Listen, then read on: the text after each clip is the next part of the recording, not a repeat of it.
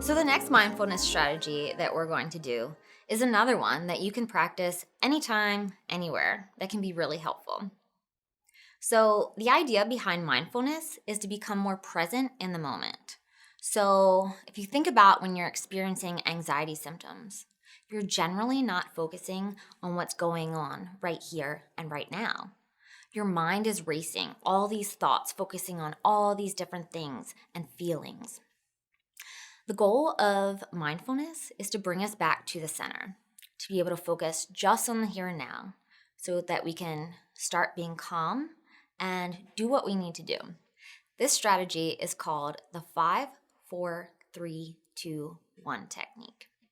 This is a really common technique, so some of you that are already in therapy may have already used this with your therapist.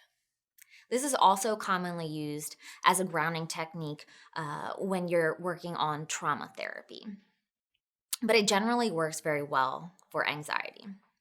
So the idea behind the 5, 4, 3, 2, 1 technique is, again, to just focus on the present. And so our goal with this is to notice some of the things right here, right now, that we typically tune out. So first, we're going to try to identify 5 things that we can see with our eyes. So I'm looking around the room. Maybe I can see some pictures on the wall. I can see the texture of the wood that's holding the building up. I can see the glare from the light. I can see the people around me that maybe you can't see. And lastly, I can see that I'm sitting in this chair. All right, so we've been able to identify 5 things that are around us that we can see. The next step is that we want to identify 4 things that we can feel. So, as you'll notice, each one of these steps gets a little bit harder. All right, so 4 things that I can feel. Sometimes we might have to specifically reach out and find things. Sometimes we can just feel the things we're sitting on and go with that. All right, so 4 things. I can feel the texture of this chair. I can feel how it's soft underneath of me. I can feel my feet on the hard ground. And I can feel that my face feels a little warm right now, maybe because I'm experiencing anxiety. Now we've identified 5 things we can see, 4 things we can feel. Now we're going to go to 3 things that we can hear. Again, this takes a little more practice. So, it's quiet in here. I can just barely hear the birds chirping outside. I can hear some sort of tapping noise. Not sure what it is. Very quiet tapping noise. Lastly, I can hear myself, my own voice talking. 3 things I can hear.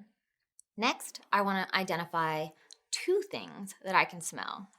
Again, this might take a little bit of effort, so we might have to find something like a scented candle in the room and take a sniff of that. All right, let's pretend. I've got a candle and it smells like lavender. How relaxing. Then I could smell the coffee that's sitting on the table in front of me that we just brewed. 2 things that I can smell. The last thing is probably the hardest, the one thing that you can taste. So this typically takes a little prep work. It's good to keep something in your purse, in your pocket, that can help you with this one. We want like a mint or a gum, something that is going to make you focus on that taste in your mouth. So once we identify the 5 things we can see, the 4 things we can feel, the 3 things we can hear, the 2 things that we can smell, and the 1 thing that we can taste, a lot of times we have concentrated our focus on these things and sort of left those anxious thoughts to the side. We're able to be present as opposed to somewhere else, like in our head. The next grounding strategy that we can try, again, this is another one. We don't have to have anything with us. We really don't have to prepare. We can do it anywhere, anytime, and nobody would even notice. So if you're having social anxiety and you're worried about someone judging you, don't worry. This one's very discreet. Okay, so this one's called categories. And you might have even played this game as a kid. I know that recently I've been using this a lot with some of my clients, and I've had a lot of positive feedback. In the use of categories, we can pick a category that perhaps we are familiar with, like movies, types of cars, types of cereal, food, animals, anything. Any type of category that would help you to be able to focus on that instead of your anxious thoughts. So let's practice an easy one. The first method of the categories is super simple. Let's use colors. So the goal is just to name as many colors as possible. So we can bring friends in on this if we want, our support system. We can make it into a game, make it more fun, keep your mind off of other things, or you can just do it by yourself. For now, I'm going to do it by myself. So colors: orange, blue, green, red, purple. You get the idea. Name as many as you can. You're going to have to start getting creative and dig deeper in your brain after a while. We're going to add chartreuse and magenta and things like that. But trust me, the harder you think about it, the more you're going to be focusing on that category as opposed to your anxious thoughts. All right, so maybe you've been practicing this one for a while and it is getting too easy. It's not really quite as effective because you're not too focused on it. It just is simple. So we can switch it up a little bit. We can make some variations with this. Let's take an example of fruits and vegetables and go with that one. So for fruits and vegetables, we could do it in alphabetical order this time. Causes us to think a little more deeply and be a little more present in what we're doing as opposed to focusing on other things. So let's start with fruits. I'm going to start with apple, banana, carrot, date. You get the point, right? All right. The next variation, we make it even harder. And again, this is when those other ones aren't really working. We want to make it a little more challenging so we are focusing on, these thoughts right in the moment as opposed to other things that are causing us anxiety. So the next variation is, this one's always a little bit difficult to explain, but whatever the first word, that letter that it ends in, you must start the next word with that letter. So I am going to use the category of animals.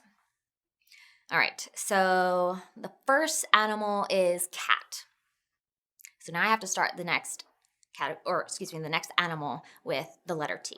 So the next animal is tiger, ends with an R. The next animal is reindeer, so on and so forth. Again, refocusing on something other than your anxious thoughts. What do you think about this one? Is this something that you would use? All right, one last strategy that we can use anywhere, anytime to refocus our thoughts on something else other than anxiety. So I'm not going to really go through all of these for an example, but I'll just give you some ideas of some mental exercises that you can use whenever, wherever. So one is similar to the 5, 4, 3, 2, 1 technique.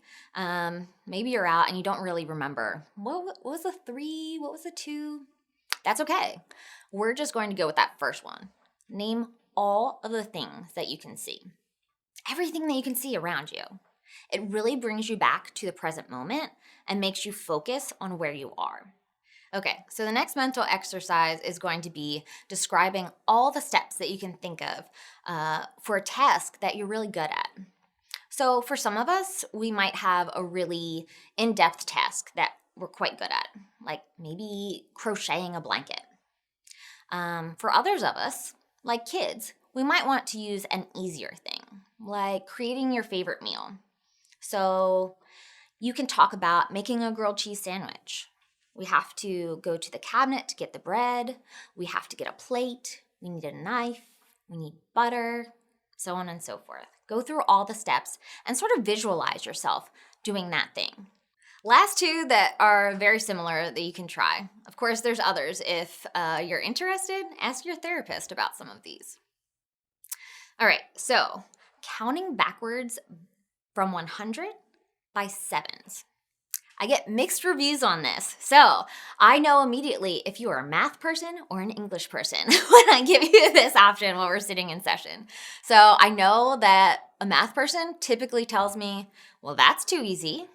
So that's probably not the one that you want to use. It's not going to challenge you. It's not going to take enough mental energy to focus you in on something other than your anxious thoughts. For people like me who are not good at math, I might say, ooh, this is too challenging. I can't focus enough right now to count backwards from 100 by 7. So we can always switch it up. Do it by tens, do it by fives, whatever works best for you. Conversely, if you don't want to talk about numbers at all, we can do a similar thing with words. So we can do something like reading a word letter by letter. So I might pick something up like a book and just start reading the title letter by letter by letter. Another word strategy could be doing something like spelling your name backwards. So say your full name, first, middle, and last, and say it forwards, and then try to spell it backwards. It's tough. It's going to take a lot of mental energy, and it will prevent you from focusing on any anxious thoughts. So another wonderful mindfulness strategy to help us relax and help us to calm our anxiety symptoms would be guided meditation. So if you are already familiar with meditation, you might say, why does it need to be guided? That's fine. If you're a beginner, it's probably kind of tough when you're experiencing anxiety symptoms to guide yourself in meditation. So for any of you that haven't tried this before, I would recommend with starting with meditation that is guided, meaning someone else gives you a script of what you need to be doing and you just follow along. So there's more than one benefit to guided meditation. Guided meditation helps us to do a couple of things. It helps us to check in with ourselves. It helps us to control our breathing, which if you remember, we learned that that is really going to help to calm those anxious thoughts. It's going to slow down the amygdala and we're going to be able to relax a little bit more. So today we're not going to do an actual guided meditation for the sake of time. However, if you are looking to try this out, I highly recommend something like a body scan or progressive muscle relaxation to get started. So, a body scan is when you listen to a guided meditation and it takes you all the way from your head all the way down to your toes.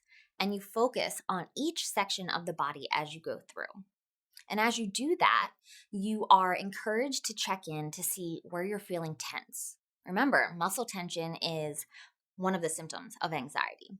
So we want to relax. So as we participate in a body scan, the narrator generally tells us to start at the top of our head.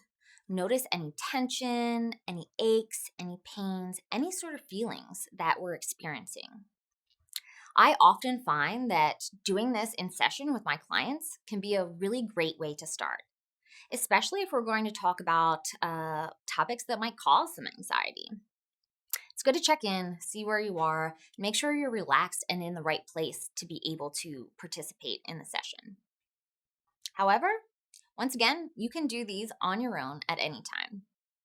There's several great apps that you can use. I recommend the Calm app or Headspace.